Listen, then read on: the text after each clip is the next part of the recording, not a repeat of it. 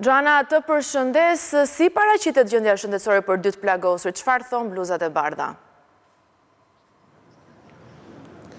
Në Spitalin Universitar të Traumës vijojnë të marrin trajtim mjekësor 2 plagosurit, pra Babe Bir Rakip dhe Ervis Kurtaj, të cilët mbeten të plagosur mes ditën e djeshme në gjykatën e apelit, ku fatkeqësisht humbi jetën dhe gjyqtari Astrid Kalaja. Për të rikthyer në gjendje shëndetësore të 2 plagosurve, sipas informacioneve të siguruara nga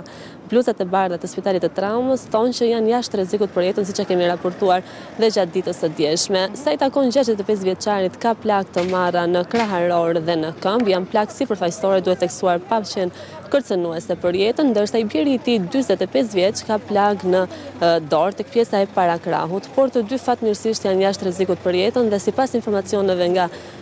mjekët e Spitalit të Traumës thonë që pritet që mes ditën e sotme rreth orës 12 mund të lejnë dhe ambientet e spitalit, pasi nuk paraqesin problem për shëndetin dhe pritet që të dalin nga Spitali